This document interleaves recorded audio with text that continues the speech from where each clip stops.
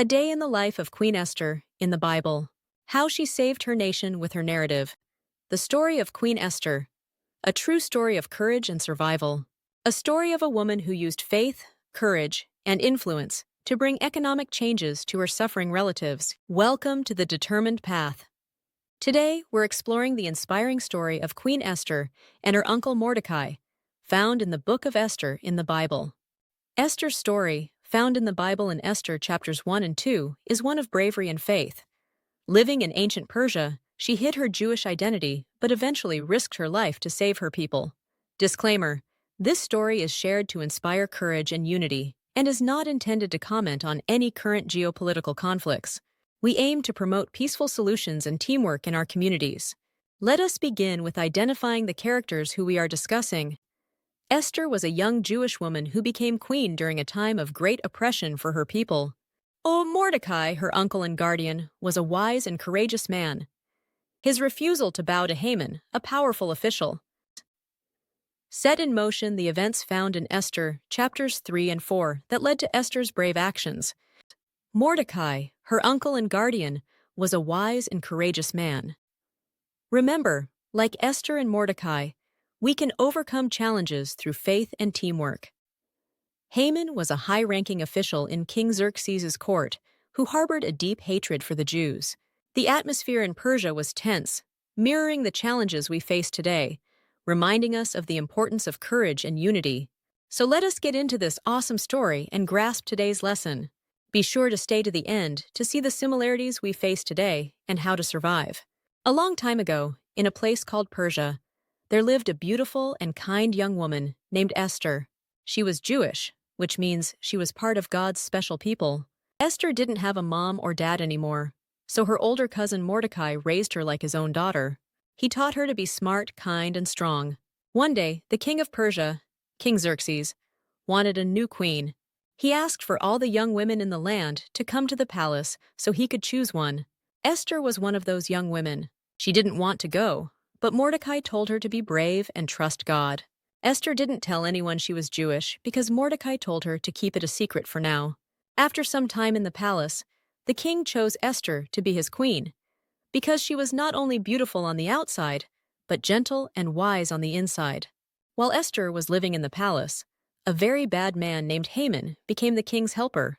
Haman didn't like Mordecai because Mordecai wouldn't bow down to him. Mordecai said, "I only bow down to God." That made Haman very angry. And he made a plan to destroy all the Jewish people in the whole land, just because of one man's choice to stand up for what's right. Haman tricked the king into signing a law that said all the Jews would be killed on a certain day. Mordecai heard about the terrible plan. He sent a message to Queen Esther saying, "You must go to the king and stop this. Maybe you were made queen for such a time as this." At first, Esther was scared. No one was allowed to go to the king without being asked, not even the queen. If she went and the king didn't want to see her, she could be killed.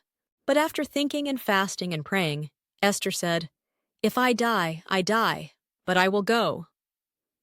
Esther put on her royal robes and went to the king. The king was happy to see her and asked what she wanted. Esther invited the king and Haman to a special dinner. Then she invited them again the next day. At that second dinner, Esther bravely told the king, "Someone is trying to kill me and my people." The king asked, "Who would do such a thing?" She pointed and said, "It's Haman." The king was shocked and very angry. He ordered that Haman be punished, and the very gallows that Haman had built for Mordecai was used on Haman instead. Mordecai was made a leader in the land, and the king made a new law that allowed the Jewish people to protect themselves. The Jewish people were saved, all because of Esther's courage and Mordecai's wisdom. The big lesson, takeaway for today: sometimes scary things happen in the world, and we may feel small or afraid. But just like Esther, we were born for such a time as this. So, when there's trouble, pray. Ask for help from wise people, like Mordecai. Be brave, even if it's scary. Stand up for what's right, even if others don't understand.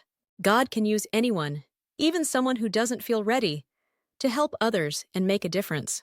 Just like Esther, you can be someone's hero in a time of crisis.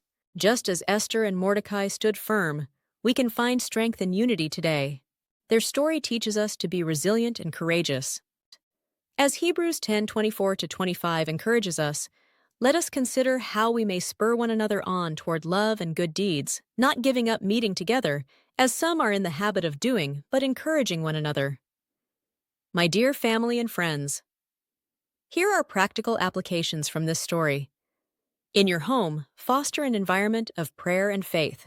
In your community, stand up for what is right and support those in need.